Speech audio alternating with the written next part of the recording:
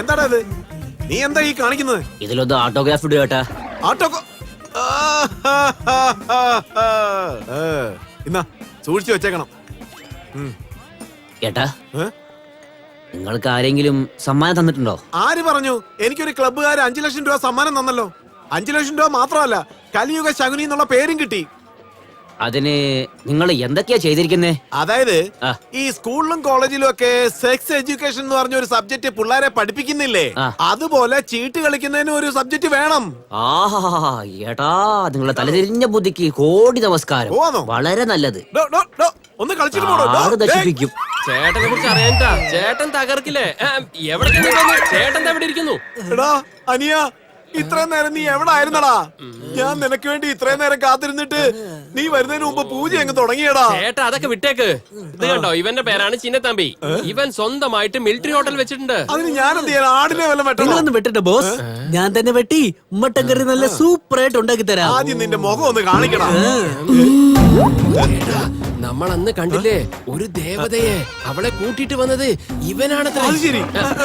നമസ്കാരം നമസ്കാരം നമസ്കാരം.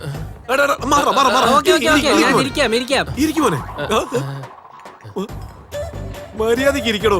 ഇത് കാണുമ്പോ വേറെ എന്തോ പോലെ തോന്നുന്നു. ഇത് ഓക്കെ. അനിയ, പുറകിൽ നോക്കുമ്പോ ഇവനും ഒരു പെണ്ണിനെ പോലെയാ തോന്നുന്നത്.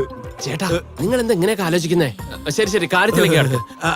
അതിരിക്കട്ടെ മോനെ, നിങ്ങളുടെ ഗ്രാമത്തിലെ ഒരു പെണ്ണ് പാന്റും ഷർട്ടും ഒക്കെ ഇട്ടോണ്ട് ബുള്ളറ്റിൽ പോകുന്നില്ലേ? അവിടെ വീട് എവിടാ? അത് ചോദിക്കാനാണ് ഇങ്ങോട്ട് വരാൻ പറഞ്ഞേ. ഇപ്പൊ ഞാൻ എന്ത് ചോദിച്ചെന്നാ നീ ചള്ളക്ക് കൈവച്ചോണ്ട് കരയുന്നേ? അതൊന്നും എനിക്ക് അറിഞ്ഞൂടാ. ആ പെണ്ണ് വന്നതിന് ശേഷം എല്ലാരും എന്നെ എടുത്തിട്ട് അടിയോട് അടിയാണ്. കടയിലെ പൊറോട്ട പോലെ എന്നെ എടുത്തിട്ട് അടിയോട് അടിയാണെന്ന്. കണ്ണ് കണ്ടവന്മാരെല്ലാം എന്നെ എടുത്തിട്ട് ചമ്മന്തി ആക്കുക.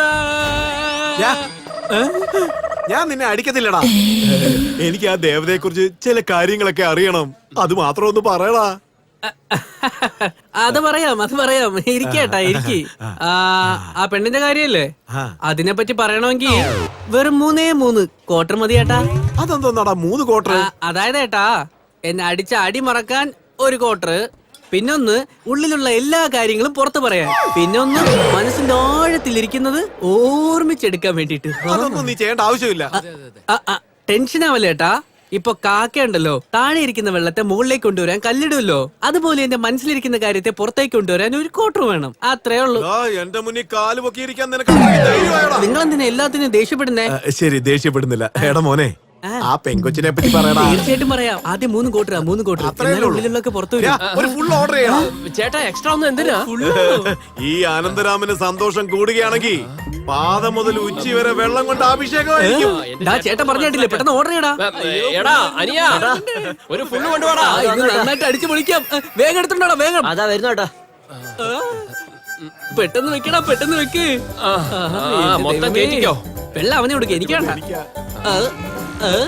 ഗ്ലാസ് വെള്ളം ഒഴിച്ചിട്ടില്ലടാ. ഇങ്ങോട്ട് നോക്കി കേട്ടാ. അവന്റെ ഇഷ്ടത്തിന് എന്തെങ്കിലും ചേട്ടൻ വിടടാ. പാൽക്കുപ്പി പോലെ കുടിക്കുന്നേ.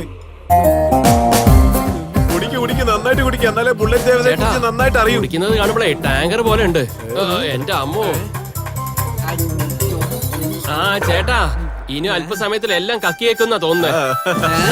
അടുത്ത റൗണ്ട് കുടിക്കണം. ഞാൻ എന്റെ ദേവതയുടെ കൂടെ ബുള്ളറ്റിൽ പുറകെ ഇരുന്നോണ്ട് കണ്ട ആദ്യ ദിനം. ഇപ്പൊ എല്ലാം പുറത്തേക്ക് വരാൻ പോവാണ് കേട്ടോ. നന്നായിട്ട് വരട്ടെ. ഇനി ഒരു റൗണ്ട് കൂടെ, അപ്പൊ എല്ലാം വരും. നിങ്ങൾ നോക്കിക്കാ ചേട്ടാ, ഇപ്പൊ അവൻ എല്ലാ കാര്യങ്ങളും തുറന്ന് പറയാൻ പോവാ.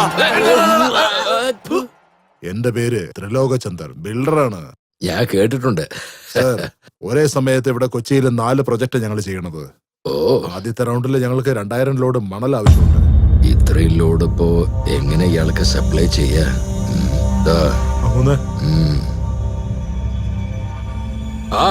അയച്ചേക്കാം സാറേ. സമ്മതം മൂളിയിട്ട് കറക്റ്റ് സമയത്ത് സാധനം വന്നില്ലെങ്കിൽ എന്റെ പ്രോജക്റ്റിന് അതൊരു ക്ഷീണമാവും. ഞാൻ നരസിംഹനാണ്. കൊടുത്ത വാക്ക് ഒരിക്കലും തെറ്റിക്കാറില്ല. വാക്കാണ് പ്രധാനം. അത് നിറവേറ്റാൻ ഞാൻ എത്ര തല വേണമെങ്കിലും എടുക്കും. പക്ഷെ എന്നെ വിശ്വസിക്കുന്നവരെ ഒരിക്കലും ഞാൻ ചതിക്കില്ല. സബാഷ്, താങ്കളെ ഞാൻ വിശ്വസിക്കും. നിങ്ങൾ മാത്രമല്ല, ഈ നരസിംഹൻ എന്ന എന്നെ എല്ലാവരും വിശ്വസിക്കും. ശ്രീനിവാസ് സർ, ദേ അഡ്വാൻസ്. നിങ്ങളുടെ റേറ്റ് അത് പിന്നെ മാർക്കറ്റ് റേറ്റ് തന്നെയാ. വാങ്ങിക്കോളൂ. തന്നോളൂ. ഇത് ബ്ലാക്ക് മണി അല്ലല്ലോ സർ. ഞാനിതുവരെ ആരും കബളിപ്പിച്ചിട്ടില്ല. ആണോ?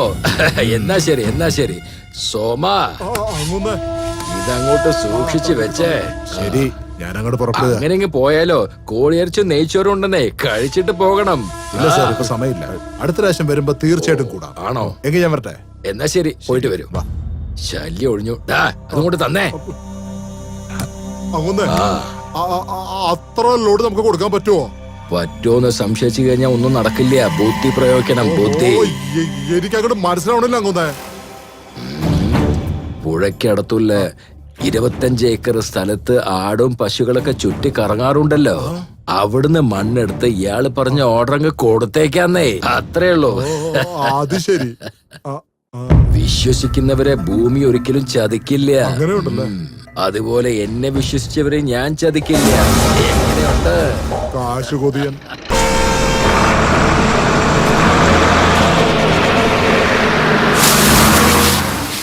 അങ്ങനെ എന്താ നിനക്കൊരു കുഴപ്പം? എന്താ ആ പറ്റി? നരസിംഹന്റെ ആൾക്കാർ അങ്ങുന്നതിന്റെ സ്ഥലത്തുനിന്ന് ലോറിയിലും ടിപ്പറിലും മണ്ണ് ലോഡിലോടെ എടുത്തോട്ട് പോയിക്കൊണ്ടിരിക്കുക.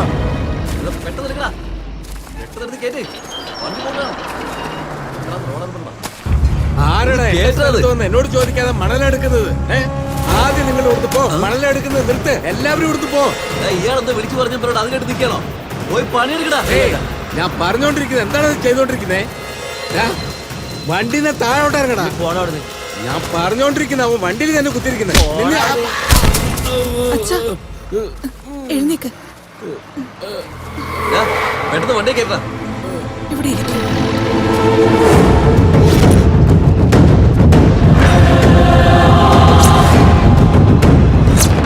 ആരാടാ എന്റെ അച്ഛനെ തള്ളിയിട്ടത്? ഞാൻ തന്നെയാ. ഇതിപ്പോ എന്താ?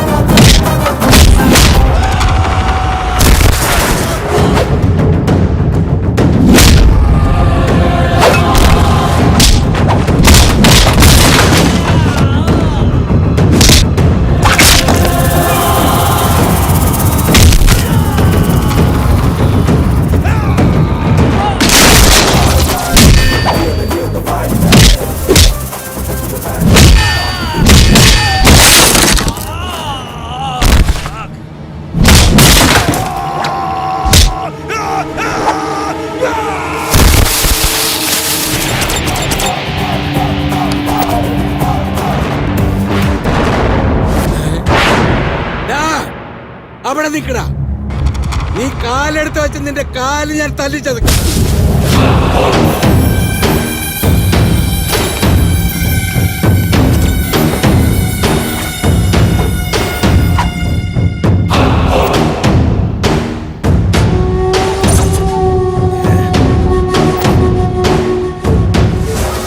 എന്താ നീ അവിടെ വന്ന് പ്രശ്നം ഉണ്ടാക്കിയെന്ന് കേട്ടു. അതെ, നന്നല്ല.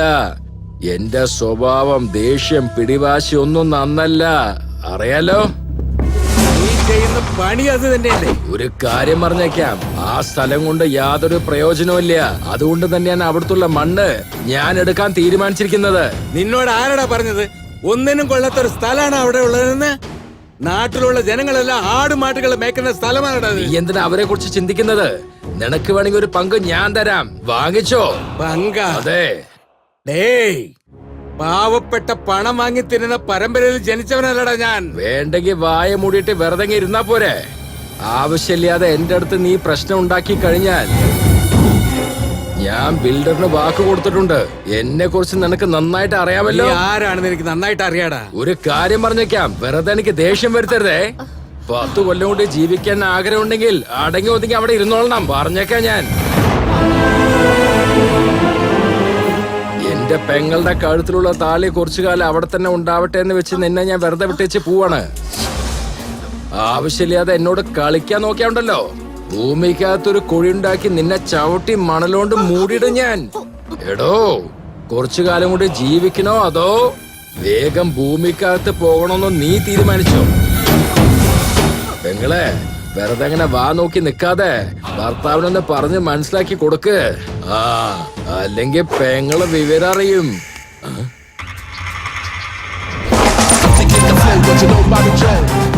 എന്തിനാ പേടിച്ച് മുഖം തിരിഞ്ഞു നിൽക്കുന്നേ? ധൈര്യമുണ്ടെങ്കിൽ തിരിഞ്ഞു നോക്ക.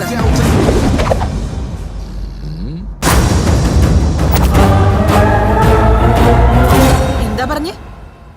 കൊന്നുകളയുമെന്നോ? നിനക്ക് അത്രയും ധൈര്യം ഉണ്ടെങ്കിൽ, നീ ചങ്കൂറ്റുള്ള ഒരാണാണെങ്കിൽ ഒരു പ്രാവശ്യം അവരെ ഒന്ന് തൊട്ട് കാണിക്ക.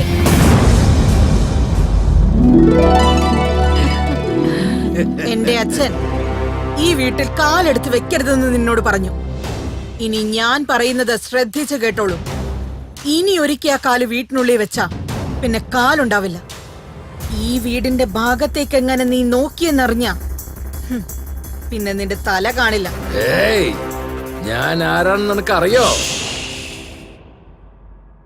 ശത്രുവാണെന്ന് മനസ്സിലാക്കിയ പിന്നെ അവന്റെ രക്തം കുടിക്കാതെ വിടാൻ പാടില്ല. നിന്റെ ഹിസ്റ്ററി, നിന്റെ ക്യാരക്ടർ, ഇതെല്ലാം എനിക്ക് നന്നായിട്ട്. നീ വെറും പെണ്ണാണ്, അത് മറക്കല്ലേ. മീശയുള്ളത് കൊണ്ട് മാത്രം ഒരാണായി മാറില്ല. എന്റെ പൊന്നു മോളെ, ഇത് എന്റെ നാടാണ്. നായിക്ക് എത്താൻ ഇരിക്കുന്ന ഇടം തന്നെയാ ലോകം, എന്നാൽ പുലിക്ക് പോകുന്നിടമെല്ലാം ലോകം. എന്റെ അടുത്തേ കാശിന്റെ പവറും അധികാരത്തിന്റെ പവറും എല്ലാം ഉണ്ട്. എനിക്ക് എന്നെ തന്നെ വിശ്വാസമുണ്ട്. പണം എപ്പോ കൈവിട്ടു പോവും, ജനങ്ങൾ എപ്പോൾ കൈവിടും, നമുക്കെപ്പോൾ അധികാരം നഷ്ടമാകും, ഇതാർക്കും അറിയില്ല. എന്താ ഒന്നും മിണ്ടാതെ നിൽക്കുന്നേ? എന്ത് സംസാരിക്കാൻ മറന്നോ? ഏടി ഡ്യൂപ്ലിക്കേറ്റ്. നിന്റെ വാക്ക് കേട്ട് അവര് വിശ്വസിക്കുന്നുണ്ടാവും, പക്ഷെ അവരെ നീ പറ്റിച്ച പോലെ എന്നെ നിനക്ക് പറ്റിക്കാൻ കഴിയില്ല. അവരുടെ സ്വത്ത് അടിച്ചു മാറ്റാൻ വേണ്ടിട്ടാ നീ വന്നിരിക്കുന്നതെന്ന് അവരറിഞ്ഞാൽ അതോടെ അവരുടെ കഥ കഴിഞ്ഞു. പക്ഷെ ഈ നാട്ടുകാർ നിന്നെ വെറുതെ വിടില്ല. അത് കണ്ട് ഞാനങ്ങ് സന്തോഷിക്കില്ലേ? നീ എങ്ങാനും എനിക്ക് എതിരായി വന്നാ ആദ്യം പോകാൻ പോകുന്നത് നിന്റെ ചിരിയാണ്, അതിനുശേഷം സമാധാനം, അവസാനമായി നിന്റെ ജീവൻ. അത് കൊള്ളാം. നീ ചിരിക്കുമ്പോ ഒരു ഫോട്ടോ എടുത്തു വെച്ചോ. നീ ചത്തു കഴിഞ്ഞ് കാണുമ്പോ ആളുകൾ ചിരിച്ചുകൊണ്ട് നീ ചത്തു എന്ന് പറഞ്ഞോളൂ. ഏയ്, ചുമ്മാ ഒച്ച വെക്കണ്ട നരസിംഹ. എന്റെ പേര് നന്ദിനി. എന്റെ മുന്നിൽ വന്ന കൊല്ലും ഞാൻ. ഇറങ്ങിപ്പോ. നിനക്ക് ഞാൻ വെച്ചിട്ടുണ്ട്, പിന്നെ കണ്ടോളാം. ഇറങ്ങിപ്പോ. വന്നേ പോവാം.